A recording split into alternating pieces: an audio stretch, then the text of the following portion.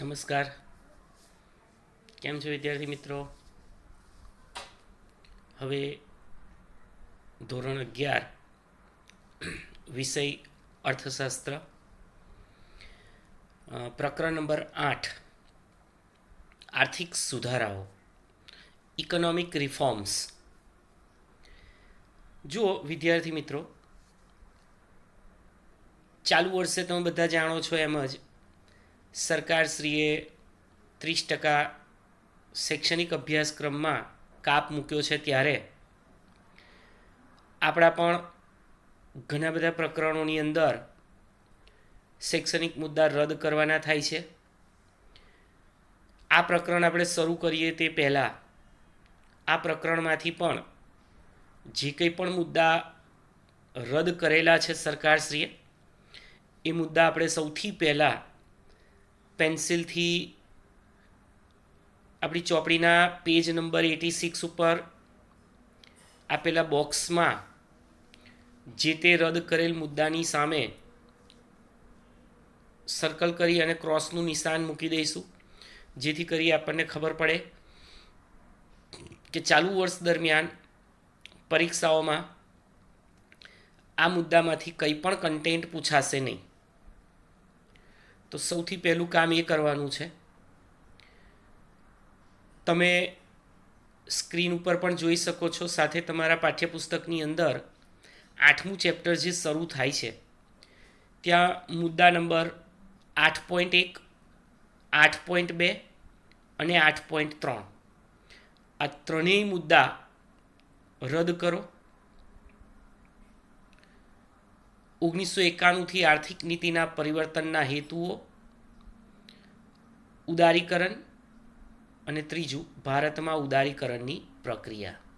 આ ત્રણેય શૈક્ષણિક મુદ્દા રદ કરવાના છે. એટલે આ પ્રકરણ આપણું શરૂ ખાનગીકરણથી થશે. એકચ્યુઅલી આર્થિક સુધારા એટલે શું, આર્થિક સુધારા કયા કયા હતા, બહુ ઇન્ટરેસ્ટિંગ મેટર છે, આપણે એની ચર્ચા કરીશું. પણ ઉદારીકરણ જે છે આપણે નથી ભણવાનું. એવી જ રીતે વૈશ્વિકીકરણ પણ નથી. એટલે કે મુદ્દા નંબર 8.6 વૈશ્વિકીકરણ અને 8.7 ભારતમાં વૈશ્વિકીકરણની પ્રક્રિયા, આ બંને મુદ્દા આપણા કોર્સમાં નથી. એટલે કે 8.6 અને 8.7. એવી જ રીતે છેલ્લા બે મુદ્દા એટલે કે 8.12 અને 8.13 ભારતની વિદેશ વ્યાપાર નીતિના તબક્કા, એ પણ આપણા કોર્સમાં નથી. એના બંને પેટા મુદ્દાઓ, વૈશ્વિકીકરણ પહેલાંની વિદેશ વ્યાપાર અને વૈશ્વિકીકરણ પછીની વિદેશ વ્યાપાર નીતિ, અને 8.13 આર્થિક સુધારાઓનું મૂલ્યાંકન, એ પણ આપણા કોર્સમાં નથી. તો વિદ્યાર્થી મિત્રો, હવે આપણા કોર્સમાં જે કંઈ પણ બાબત શૈક્ષણિક મુદ્દા તરીકે રહી છે એ માત્ર ટેલી કરો. 8.4 ખાનગીકરણ, 8.5 ભારતમાં ખાનગીકરણની પ્રક્રિયા, 8.8 ભારતમાં વિદેશી મૂડીરોકાણ, 8.9 વિદેશી મૂડીરોકાણના બે પ્રકારો, સંસ્થાકીય અને પ્રત્યક્ષ મૂડીરોકાણ FDI, પ્રત્યક્ષ વિદેશી મૂડીરોકાણનું સ્વરૂપ અને ભારતની વિદેશ વ્યાપાર નીતિ. આટલો કોર્સ આપણા સિલેબસમાં છે અને આપણે એ જ પ્રમાણે ચાલુ વર્ષ માટે તૈયારી કરવાની છે. હવે આપણે શરૂ કરીએ છીએ આર્થિક સુધારાઓ, ઇકોનોમિક રિફોર્મ્સ. વિદ્યાર્થી મિત્રો, 1947માં જ્યારે ભારત સ્વતંત્ર થયું, ત્યારબાદ 1950ની અંદર આયોજન પંચની રચના કરવામાં આવી અને 1951થી 56 દરમિયાન પ્રથમ પંચવર્ષીય યોજના અમલમાં મુકાઈ. એ સમયગાળા દરમિયાન ભારતના જે પોલિસી મેકર્સ હતા, નીતિ ઘડનારાઓ હતા, એમની સામે ભારતના આર્થિક અને સામાજિક વિકાસના પડકારો હતા, ચેલેન્જ હતી. કારણ કે અંગ્રેજોએ ભારતીય અર્થતંત્ર બિલકુલ તબાહ કરી દીધું હતું. આ માટે આર્થિક ક્ષેત્રે તે સમયે અંડરલાઇન કરજો, ભારતે મિશ્ર અર્થતંત્રવાળી અર્થવ્યવસ્થા સ્વીકારી, જેમાં સમાજવાદી ઢબની સમાજ રચના તરફ ઝોક વધારે રહ્યો. ઝોક એટલે માન્યતા, ઢોળાવ, એ બાજુનું વલણ. સમાજવાદી ઢબની સમાજ રચના એટલે કે સરકારની જ સંપૂર્ણ માલિકી હોય, સરકાર જ સંપૂર્ણ બજાર ઉપર પ્રભુત્વ ધરાવે, એને સમાજવાદી ઢબની સમાજ રચના તરીકે ઓળખવામાં આવે. ખાનગી ક્ષેત્રનું મહત્વ ન હોય. ઈસવીસન 1947થી 1990ના ગાળામાં ભારતે અપનાવેલ આયોજિત વિકાસની વ્યૂહરચના અને અર્થતંત્ર પર રાજ્યના વધારે પડતા અંકુશોને કારણે આપણા આર્થિક ધ્યેયને પ્રાપ્ત કરવામાં મુશ્કેલી પડી, એવું ઘણા આર્થિક નિષ્ણાતોને લાગ્યું.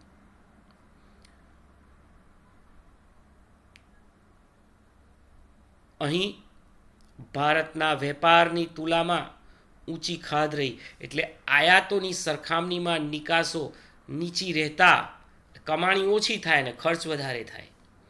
વિદેશી હુંડિયામણની કમાણીમાં ખાધ ઊભી થઈ. માટે જ ભારતે વિદેશી સંસ્થાઓ પાસે મદદ લેવી પડતી હતી. દુનિયાના વિકસિત દેશો તથા આંતરરાષ્ટ્રીય નાણાં સંસ્થાઓએ પણ ભારતને નાણાકીય સહાય આપવા માટે પહેલાં શરત મૂકી. કેવી શરત? કે ભાઈ ભારત પોતાની આર્થિક નીતિઓમાં પરિવર્તન કરે અને અર્થતંત્રને રાજ્યના અંકુશોમાંથી મુક્ત કરે. આડકતરી રીતે વિદ્યાર્થી મિત્રો એવું કહેવામાં આવ્યું કે તમારે ત્યાં પ્રાઇવેટ સેક્ટરને છૂટ આપો, ઉદાર બનો પ્રાઇવેટ સેક્ટર માટે, ખાનગી ક્ષેત્ર માટે ભારતે આર્થિક નીતિઓમાં પરિવર્તન કર્યું અને એના માટે જરૂરી સંસ્થાગત અને કાયદાકીય ફેરફારો કર્યા. વિદ્યાર્થી મિત્રો, આર્થિક સુધારા શા માટે અપનાવવા પડ્યા? આવો 2 માર્ક્સનો પ્રશ્ન આવે છે. તો આ પેરેગ્રાફ જે પ્રસ્તાવનાનો છે, ઇન્ટ્રોડક્શન પાર્ટ, એની છેલ્લી 4 લીટીઓ જે છે એ આપણે તૈયાર કરવાની છે. એકચ્યુઅલી વાત એવી છે કે સ્વતંત્રતા પ્રાપ્તિ પછી ભારતીય અર્થતંત્ર જ્યારે બિસ્માર હાલતમાં હતું ત્યારે ભારતમાં 1990માં વિદેશી હુંડિયામણની ખોટ, ઉણપ સર્જાઈ. આપણે વર્લ્ડ બેંક પાસે ગયા, આપણે ઇન્ટરનેશનલ મોનેટરી ફંડ પાસે ગયા, IMF પાસે, અને વિદેશી હુંડિયામણનું ધિરાણ માંગ્યું. ત્યારે IMF અને વર્લ્ડ બેંકે આપણી સામે શરત મૂકી કે ભાઈ તમારા અર્થતંત્રના જે કંઈ પણ અત્યારના નિયમો છે, અંકુશો છે, નિયંત્રણો છે, એને દૂર કરો અને ખાનગી ક્ષેત્રને સ્વતંત્રતા આપો, નિયંત્રણોથી મુક્ત કરો, રાજ્યના અંકુશો ઓછા કરો. અને એને કારણે ભારતે તાબડતોબ જુલાઈ 1991માં ડૉક્ટર મનમોહનસિંહના નેતૃત્વ હેઠળ એ સમયે આર્થિક સુધારા કરવા પડ્યા. અને એમાં 3 સુધારા મેજર હતા: ઉદારીકરણ, વૈશ્વિકીકરણ અને ખાનગીકરણ. તમે લોકો ભણી ગયેલા છો આ ત્રણેય વિશે. આપણે અહીંયાથી 3 સુધારા પૈકીનો એક સુધારો ભણવાનો છે અને તે છે પ્રાઇવેટાઇઝેશન, ખાનગીકરણ. આપણા કોર્સમાં ઉદારીકરણની પ્રક્રિયા, વૈશ્વિકીકરણની પ્રક્રિયા એ આપણા કોર્સમાં નથી. એટલે હવે આપણે શરૂ કરીએ છીએ સીધા જ પ્રાઇવેટાઇઝેશન, ખાનગીકરણ. અંડરલાઇન કરજો વિદ્યાર્થી મિત્રો. 1 માર્ક્સ B વિભાગ. ખાનગીકરણ એટલે શું? ખાનગીકરણ એટલે ઔદ્યોગિક માલિકીનું જાહેર ક્ષેત્રમાંથી ખાનગી ક્ષેત્રમાં હસ્તાંતરણ. એટલે કે જે એકમોની માલિકી અને અંકુશ સરકારના હતા એને ખાનગી ક્ષેત્રને વેચી દેવામાં આવ્યા. રાજ્ય એટલે કે સરકાર દેશમાં જાહેર ક્ષેત્રના ઉદ્યોગોનું માલિકી અને સંચાલન ધરાવે છે. આ માલિકી અને સંચાલન પૂર્ણરૂપે અથવા આંશિક રૂપે ખાનગી ક્ષેત્રને સોંપવાની પ્રક્રિયા એટલે ખાનગીકરણની પ્રક્રિયા. વિદ્યાર્થી મિત્રો ત્યાં 1 માર્ક્સ લખી રાખજો. ખાનગીકરણ એટલે ઔદ્યોગિક માલિકીનું જાહેર ક્ષેત્રમાંથી ખાનગી ક્ષેત્રમાં હસ્તાંતરણ. Transfer of ownership and management to the private sector. ખાનગી ક્ષેત્રને સોંપવાની પ્રક્રિયા. આગળ મુદ્દા નંબર 8.5 ભારતમાં ખાનગીકરણની પ્રક્રિયા. Process of privatisation in India. ખાનગીકરણ નીચે મુજબ 2 પ્રકારે થાય. એક વિમૂડીકરણ અને બીજું જાહેર ક્ષેત્ર માટે અનામત ઉદ્યોગોની સંખ્યા ઘટાડવી અને ખાનગી ક્ષેત્રનો વ્યાપ વધારવો. આ મુખ્ય 2 રીત.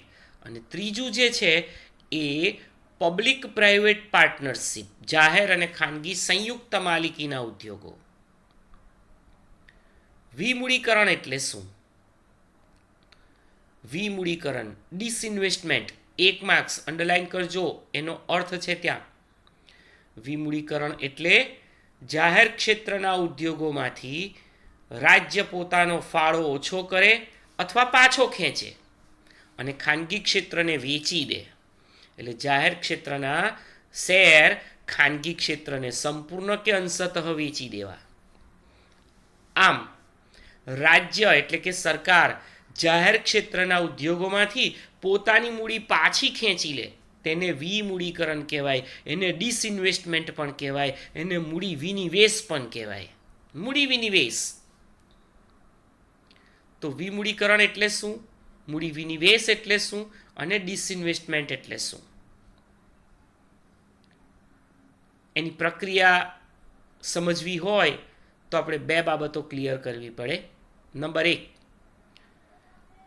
સરકાર જાહેર ક્ષેત્રના ઉદ્યોગોના શેર ખાનગી ક્ષેત્રને વેચે અને માલિકીનું હસ્તાંતરણ કરે તે ખાનગીકરણ છે. હવે આવું ખાનગીકરણ પણ 2 રીતે થાય. કઈ 2 રીતો એ? તો પહેલું, જાહેર ક્ષેત્રના બધા જ શેર ખાનગી ક્ષેત્રને વેચી દેવા, એટલે કે સંપૂર્ણ હસ્તાંતરણ, ટોટલ ટ્રાન્સફર ઓફ શેર્સ, સંપૂર્ણ. અને બીજું, જાહેર ક્ષેત્રના કેટલાક એટલે કે અમુક શેર ખાનગી ક્ષેત્રને વેચવા, જેમ કે 29%, 49% ખાનગી ક્ષેત્રને આપવા. એને અંશતઃ ખાનગીકરણ કહેવાય. વિદ્યાર્થી મિત્રો, સંપૂર્ણ ખાનગીકરણ અને અંશતઃ ખાનગીકરણ આ 2 ફરી પાછા 1 માર્ક્સના પ્રશ્નો.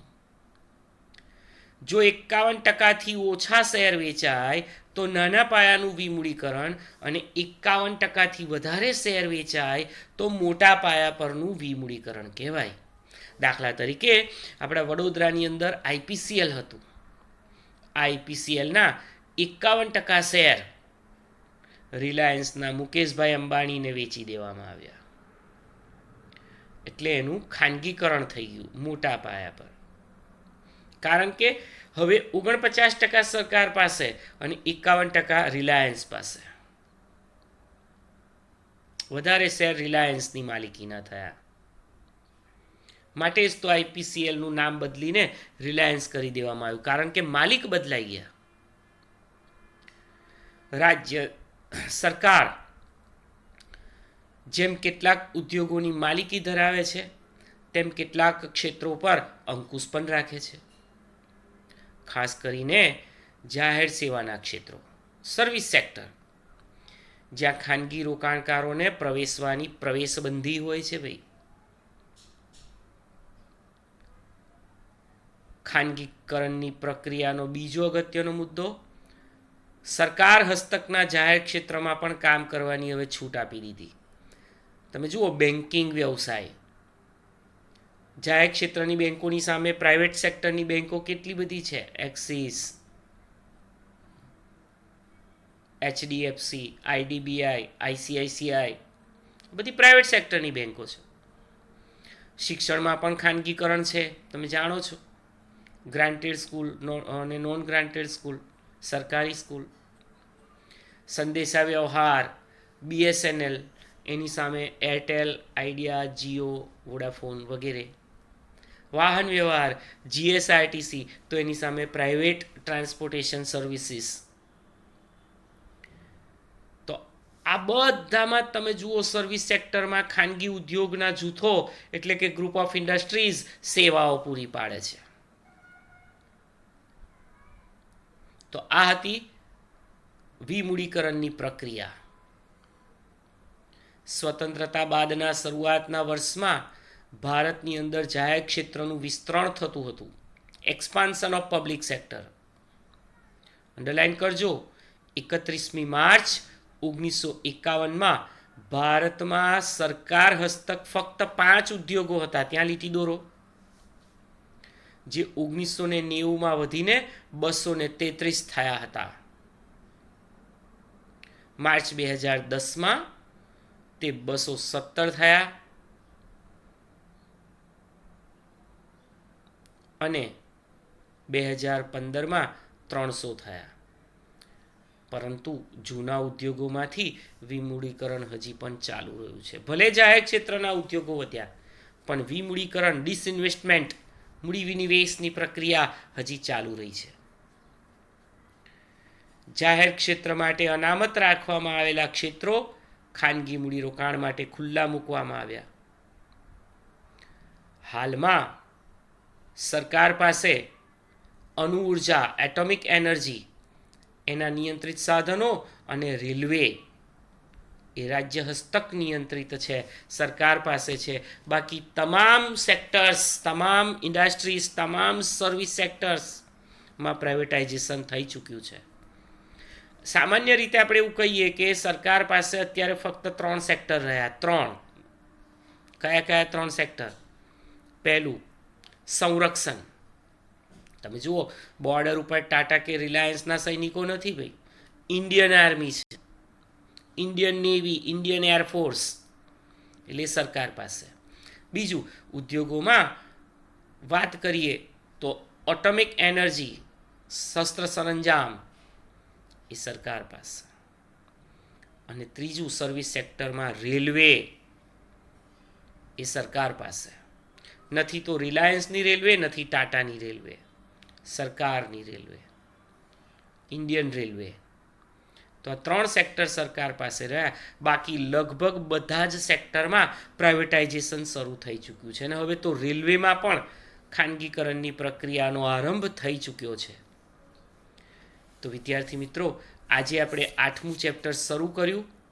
8મા ચેપ્ટરમાં ખાનગીકરણને રિલેટેડ જે કંઈ પણ પ્રશ્ન સ્વાધ્યાયમાં આપેલા હોય એ આપણે હોમવર્કમાં કરવાના છે. ખાનગીકરણ એટલે શું, વિમૂડીકરણ અને તેના પ્રકારો, ત્રીજો પ્રશ્ન, બરાબર છે. આ સિવાય બીજા 5માનો ત્રીજો પ્રશ્ન, ખાનગીકરણનો અર્થ આપી અને તેની પ્રક્રિયા સમજાવો. ખાનગીકરણની પ્રક્રિયામાં વિમૂડીકરણ, એની પ્રક્રિયા અને જાહેર સાહસોની સંખ્યા અને અનામત રાખેલા ક્ષેત્રો. તો આટલું હોમવર્ક તમારે આ સેશનના અંતે કરવાનું છે. મેં કહ્યું એમ, જે શૈક્ષણિક મુદ્દા રદ કરેલા છે એ તમે ખાસ એડિટ કરી દેજો. Thank you.